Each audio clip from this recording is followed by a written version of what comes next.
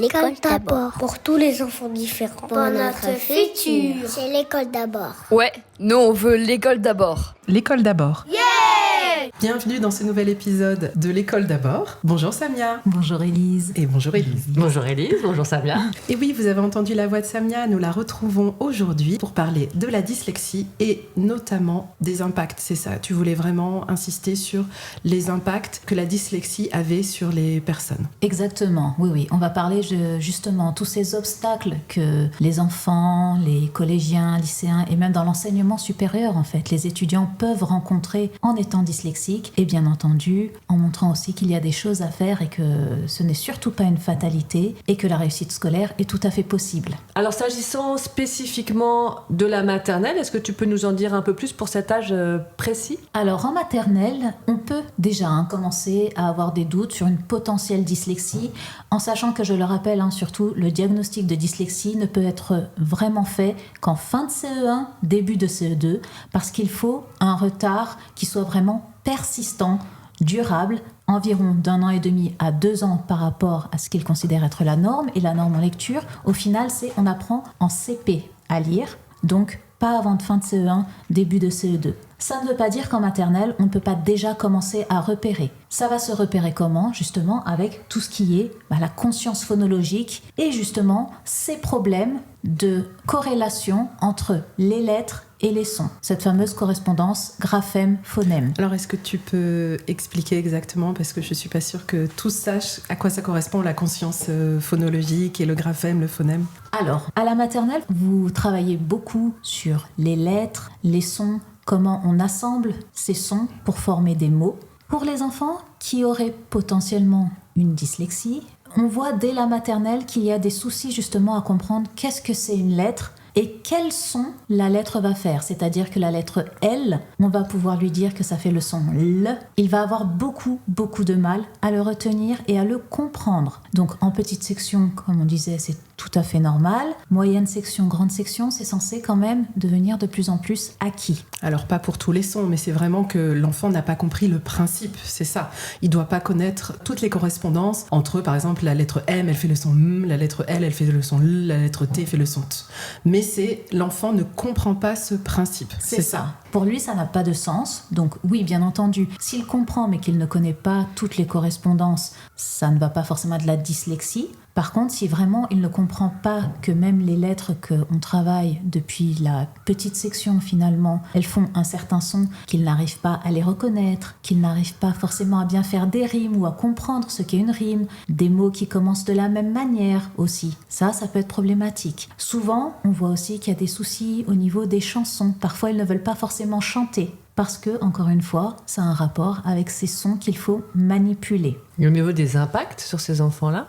Alors là, justement, c'est important que le dépistage soit fait relativement rapidement, parce que même si le diagnostic de dyslexie n'est pas posé, pour le coup, il faut surtout aller voir une orthophoniste pour faire un petit bilan. Bien entendu, si on a essayé de mettre en place des aménagements, passer par le jeu, qu'il n'y a pas d'évolution malgré tout ce qu'on met en place, il faut faire un petit bilan orthophonique pour être sûr que, justement, il n'y a pas besoin d'une certaine rééducation au départ, et peut-être que ça va se déclencher.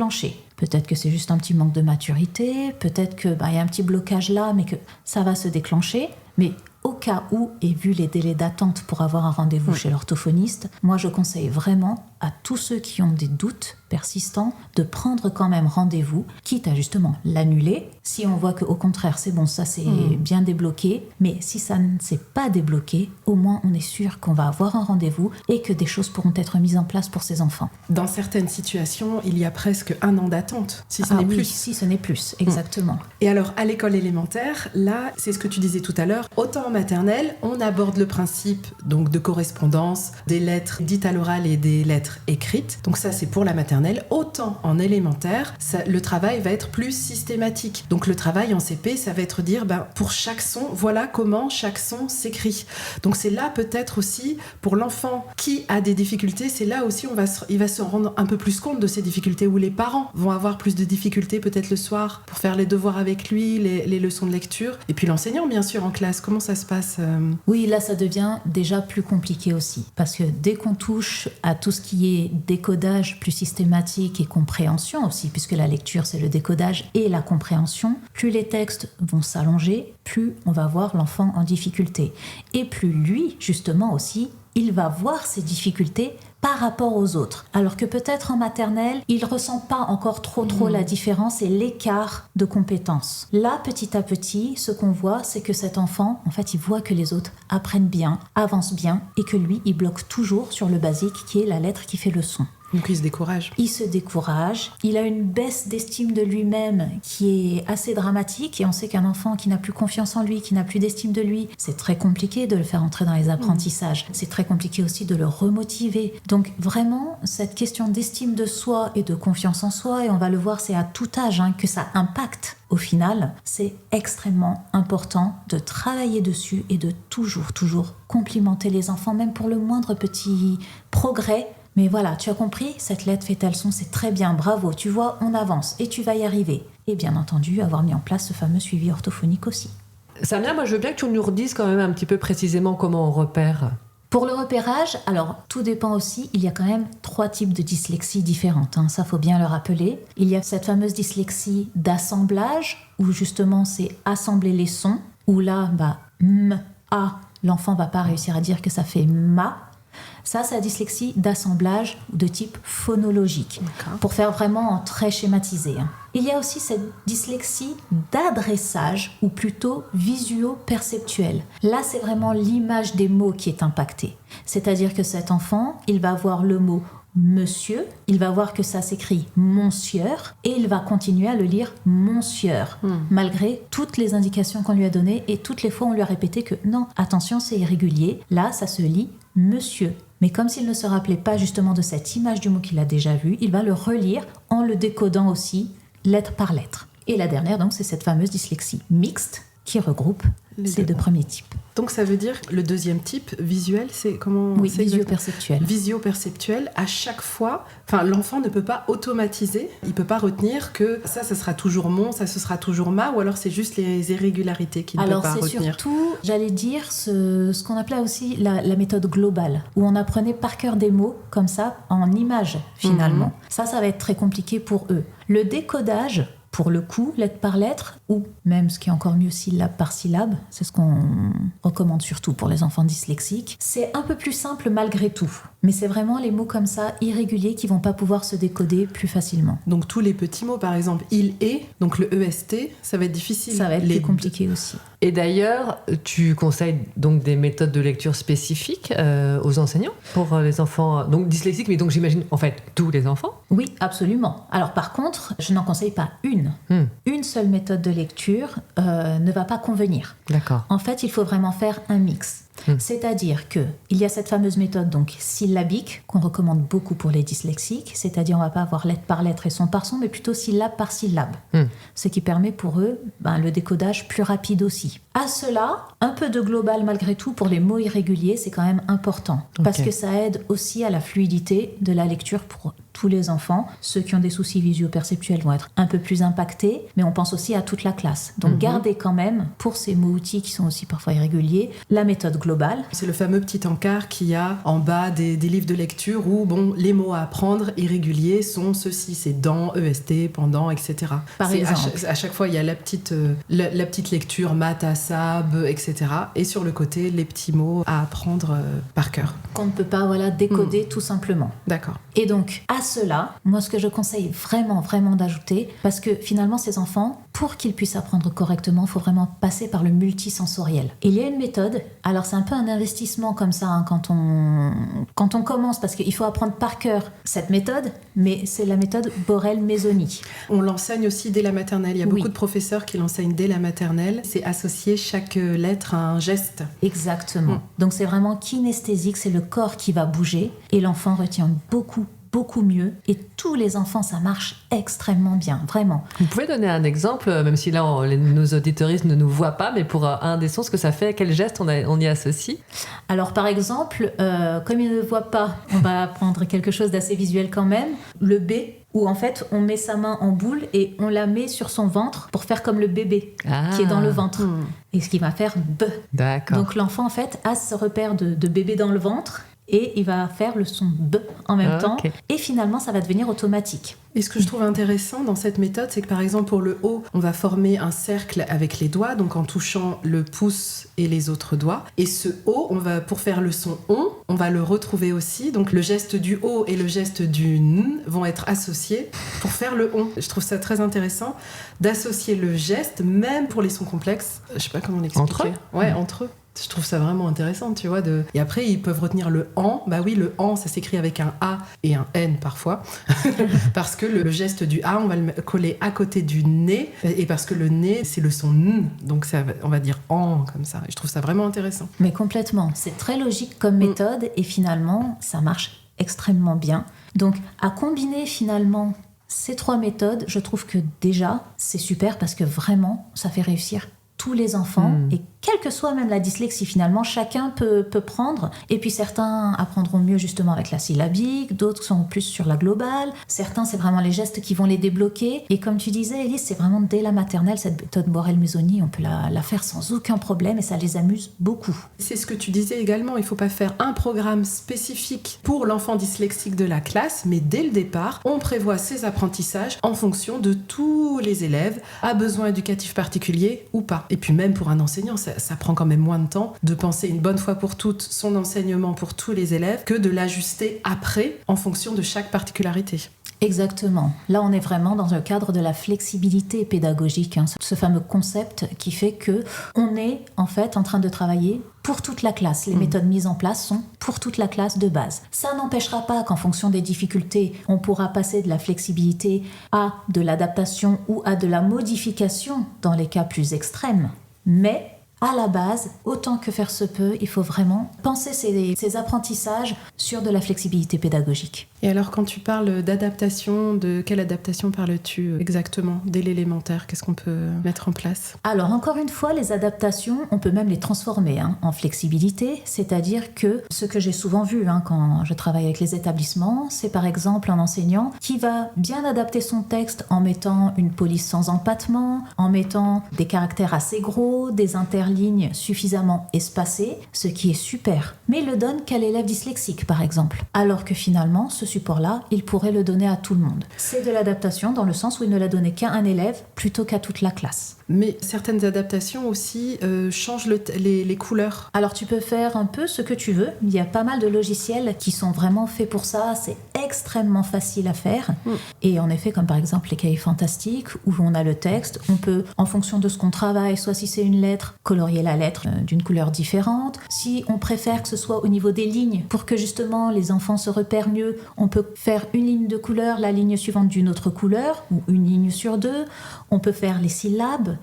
On peut vraiment adapter comme on veut. On peut augmenter les interlignes, on peut faire le texte non justifié, ce qui aide aussi au repérage. Qu'est-ce que c'est un texte non justifié? Les textes non justifiés, c'est lorsque tu as ta mise en page, le texte n'est pas un peu en rectangle, où toutes les lignes ne se finissent pas au même endroit. Le non justifié, ça c'est extrêmement important pour les enfants dyslexiques parce que ça leur permet un repère visuel, parce que les lignes ne se terminent pas au même endroit finalement. Et c'est drôle parce qu'il y a une maman qui avait acheté mon livre et qui était venue me voir en me disant mais c'est étonnant parce que il est mal écrit là votre parce que justement je ne l'ai pas justifié comme on a l'habitude de le voir dans les livres. Donc je lui ai expliqué que justement c'était pour le rendre plus accessible pour les enfants et que normalement, mais justement je pense que maintenant dans tous les ouvrages on devrait trouver ces textes en non justifié justement pour l'inclusion de tous les enfants. Il y a des ouvrages dans le commerce qui sont spécialisés entre guillemets pour les enfants dyslexiques, il me semble. Oui, on en voit de plus en plus même dans les bibliothèques,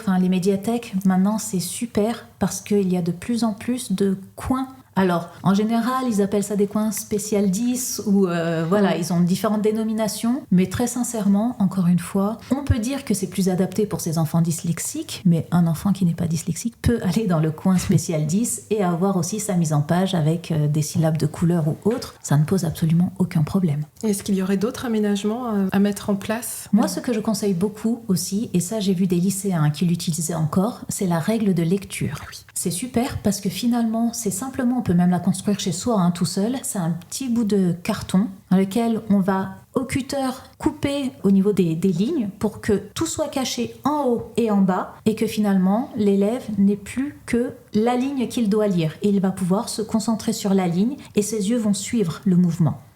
Ils vont pas aller vers le haut, vers le bas avec d'autres lignes qui vont le perturber, qui vont le distraire. Okay. Alors on a parlé un peu plus tôt des 3 dyslexies. Et qu'est-ce qui va changer au niveau repérage ? Alors ça va être différent au niveau de ce qu'on va voir en effet en fonction des dyslexies. C'est-à-dire que par exemple, pour une dyslexie d'assemblage, ça va plutôt être des substitutions phonétiques, des lettres qui vont se ressembler comme le P, le B.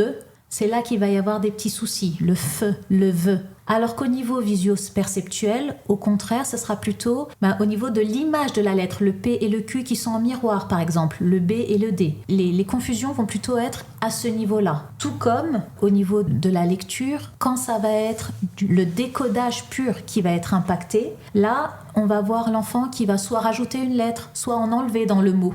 Alors que pour la dyslexie visio-perceptuelle, ça va plutôt être des inversions ou des transpositions comme balle qui va devenir blas ou épique qui va devenir équipe. Donc ça va être plus dans la transposition que dans l'ajout ou l'omission. Mais quoi qu'il se passe, quand on détecte ce genre de petits soucis au niveau de l'apprentissage de la lecture, on reste vigilant et on surveille donc s'il y a bien évolution. Donc l'enseignant qui s'inquiète peut en parler aux parents. Pour si ce n'a pas déjà été fait en maternelle, pour que les parents puissent aller voir un orthophoniste ou en tout cas s'inscrire sur liste d'attente. Et tu disais que on pouvait c'est diagnostiquer. Qu'est-ce qu'on utilise comme terme ? Diagnostiquer un enfant dyslexique lors d'un retard au bout d'1 an et demi d'apprentissage de la lecture. Donc c'est CE2, c'est ça ? C'est ça. CE2. 1 an et demi à 2 ans, donc fin de CE1, début de CE2. D'accord. Mais encore une fois, on peut voir déjà bien plus tôt s'il y a déjà au moins besoin de rééducation. Bien sûr.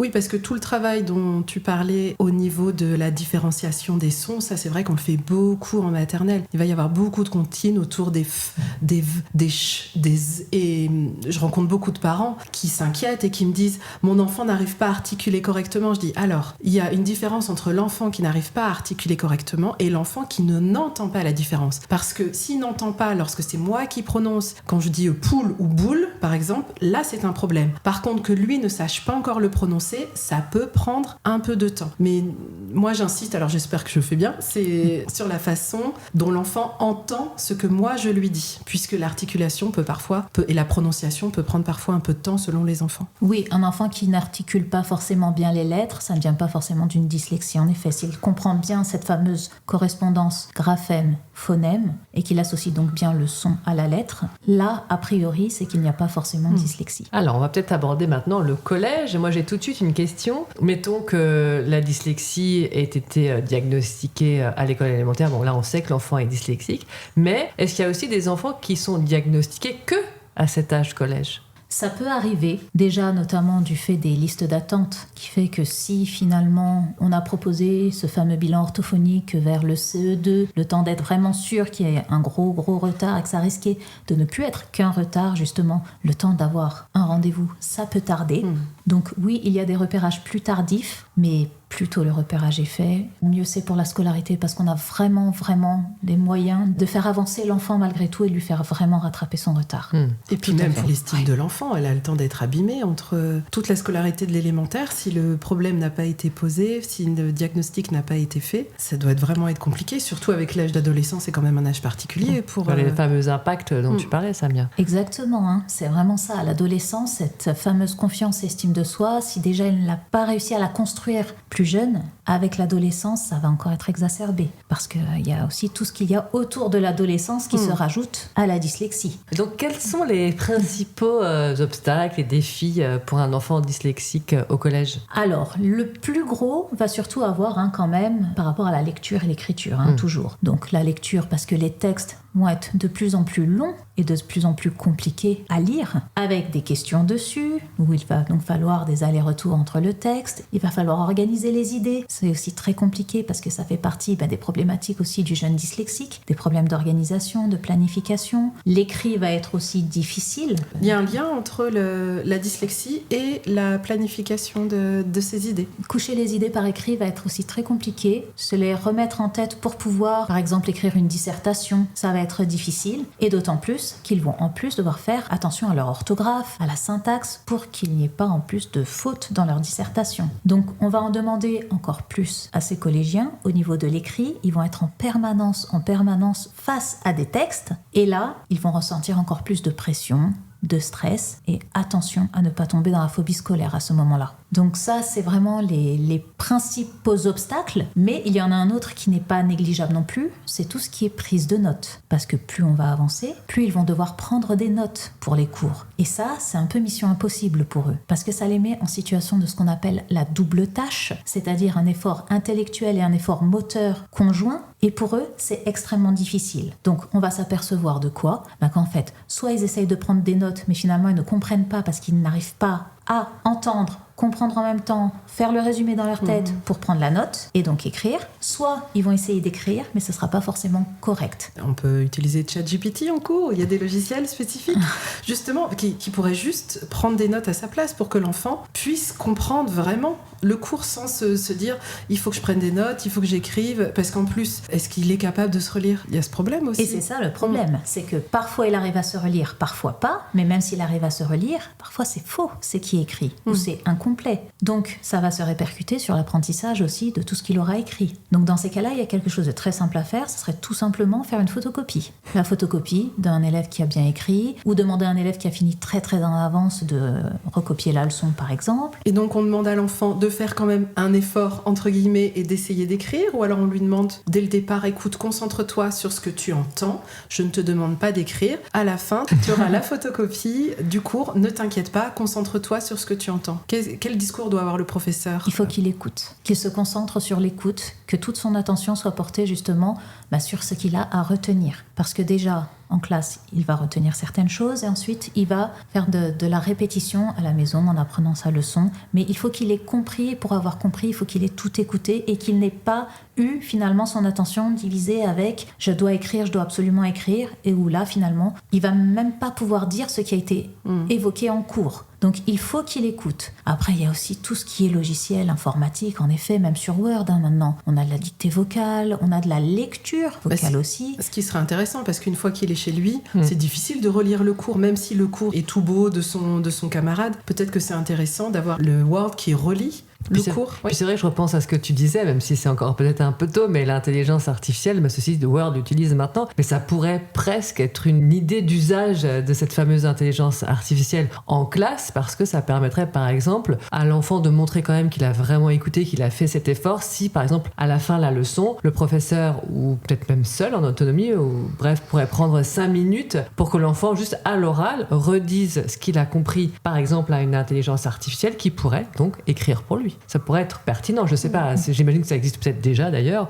ou que ça va être fait, mais ça pourrait être un usage. Moi, l'intelligence artificielle, je t'avoue que je la conseille surtout pour justement à partir du cours, créer des cartes mentales. Oui. Parce que pour le coup, ils ont le cours, et en fonction de ce que l'élève aussi préfère, parce que certains préfèrent avoir un cours, certains ils sont plus à l'aise avec des schémas, d'autres avec des cartes mentales. Donc c'est vrai que maintenant, avec les outils d'intelligence artificielle, quand on s'y connaît un peu, on peut faire des cartes mentales à partir du cours qui aura été donné déjà à la base. Et c'est quoi exactement une carte mentale pour nos auditeuristes qui comprennent bien ? Alors on a la notion de base au centre, et puis plusieurs bulles, plusieurs points qui sont un peu en arborescence par rapport à ce point de départ. Et c'est surtout des mots-clés, ce qui fait que l'enfant a moins à retenir, étant donné que c'est pas des textes complets, mais surtout des mots-clés de notions. Et donc, il retient mieux, et il a ce schéma, cette visualisation aussi, qui permet une meilleure mémorisation. Question toute bête, qui paye ces logiciels ? Est-ce que c'est l'établissement qui fournit ensuite une clé d'accès ou je ne sais pas, ou qui fournit le logiciel à l'enfant ? Ou alors ce sont les parents qui doivent avancer le... Oh, il y a plein de logiciels gratuits maintenant. D'accord. De plus en plus de logiciels gratuits, il suffit de taper sur Internet, il y a plein de logiciels qui font... Et donc oui, tu parlais prise de notes et ça me fait penser à une idée et rebondir sur les dictées. Parce que dès l'élémentaire d'ailleurs, on demande aux enfants d'apprendre des mots et de les réécrire sous forme de dictées. Alors il y a plusieurs types de dictées différentes, mais on propose également à un enfant dyslexique d'apprendre des mots et de faire des dictées. Comment ça se passe? On peut lui demander d'apprendre des mots. Par contre, la dictée, il faut aussi la faire de façon adaptée. C'est-à-dire que lui ne va pas pouvoir se concentrer aussi bien sur l'orthographe que sur la syntaxe, que sur la conjugaison, que sur les mots de vocabulaire qu'il avait à apprendre. Donc on choisit une chose sur laquelle on va vraiment l'évaluer, et là on peut faire une dictée à trous. C'est-à-dire que s'il avait par exemple 5 ou 6 mots de vocabulaire à orthographier, on va lui donner la dictée à trous, ou il aura à inscrire ces mots, et là on verra si oui ou non il a pu les apprendre. En sachant que ces enfants-là ont quand même une mémoire de travail qui est déficitaire, c'est-à-dire que cette petite mémoire à court terme qui manipule les informations et qui permet par la suite de les faire passer dans la mémoire à long terme, où elles seront bien retenues, là c'est compliqué pour eux. Donc ils vont apprendre, et malheureusement on va se rendre compte que tout ce qu'ils ont appris à la sueur de leur front, parce que franchement c'est très compliqué pour eux, et bien le lendemain matin, finalement, ils auront tout oublié. Et c'est pour ça que tu disais qu'il fallait multiplier les approches sensorielles, parce que plus on multiplie les approches, plus l'enfant va pouvoir retenir à long terme ce qu'il a appris. Exactement.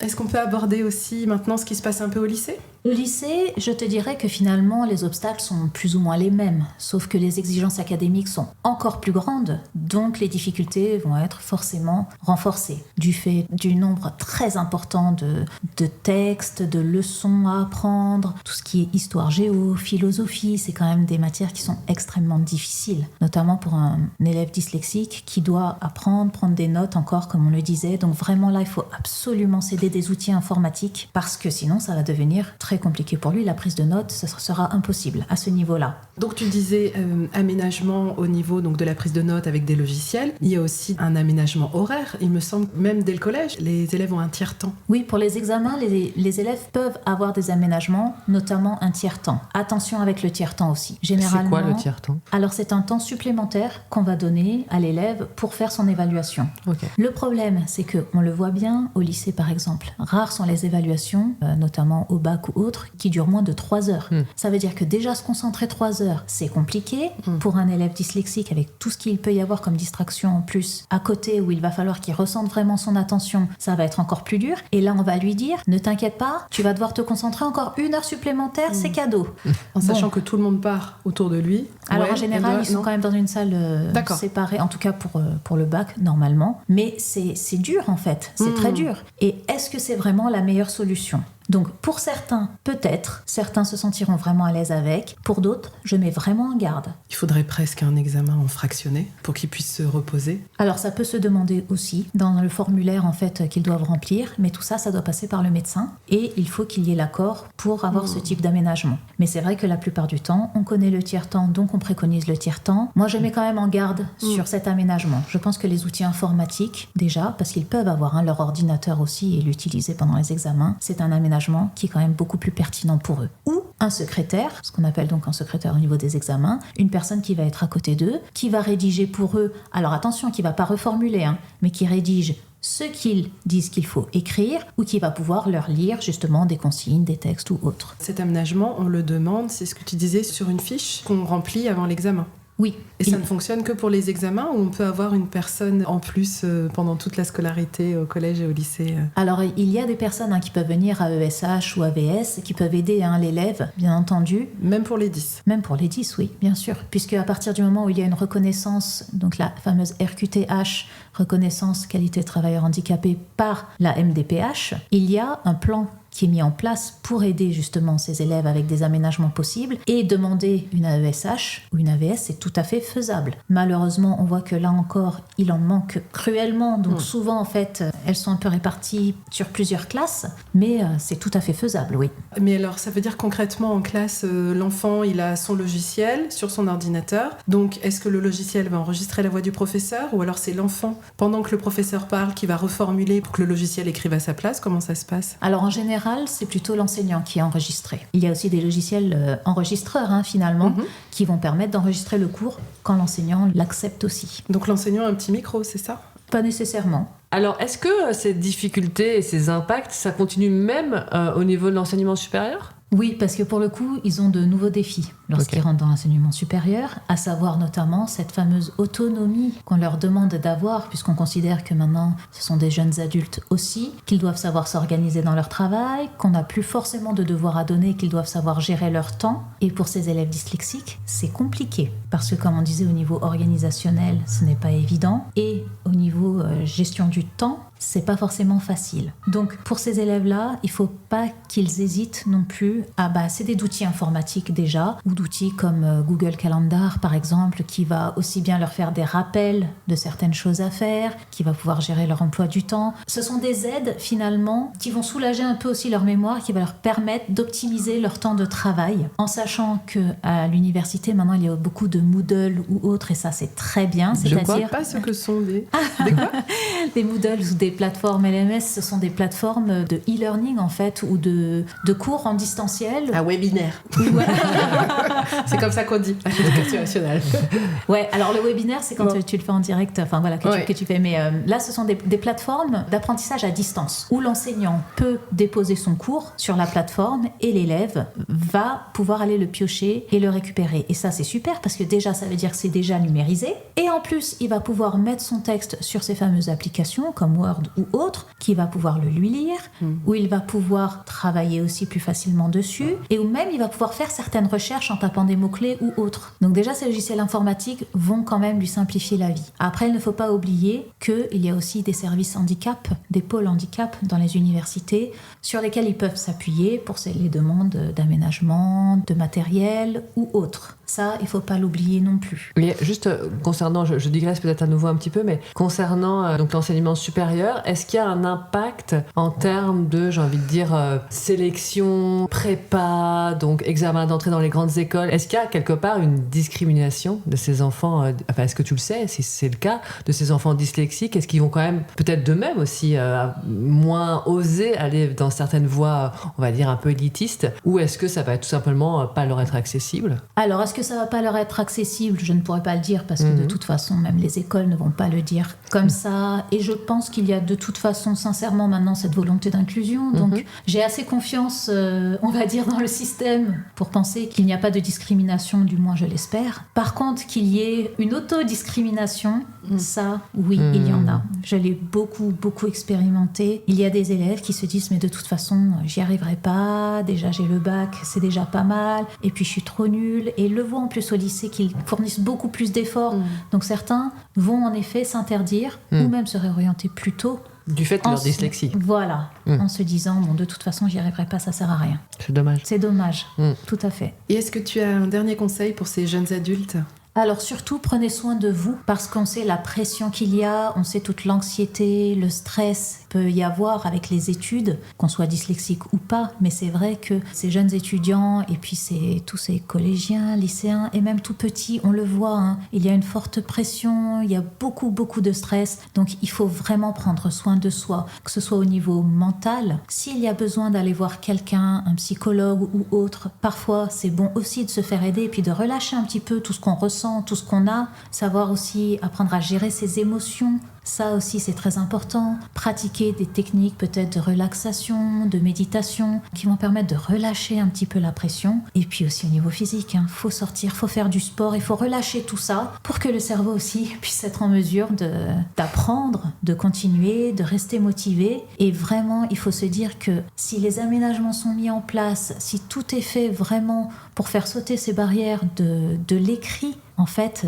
ces jeunes, ils réussissent très très bien. Ils peuvent exceller dans les études. Il faut juste qu'on les aide et qu'on mette en place les adaptations nécessaires. Et tout peut très bien se passer. Eh bien, merci beaucoup pour tous ces précieux conseils. Je pense qu'on a fait le tour des impacts, des repérages différents en fonction des âges. Le prochain épisode, parce qu'il y aura un 3e épisode avec Samia, on va parler un petit peu plus des adultes, des parents, des enseignants. Donc, on vous invite à nous retrouver dans le 3e épisode consacré à la dyslexie. On te remercie, Samia, et on vous indique que Samia est à retrouver sur son site acontresens.org et également sur son compte LinkedIn Samia Figère, Fige accent grave RE. Et nous, les Élises, vous nous retrouvez sur nos réseaux sociaux, TikTok, Insta, YouTube, Facebook, LinkedIn, bref, les Élises, donc les Élises avec un Z, et sinon bien sûr l'école d'abord, notre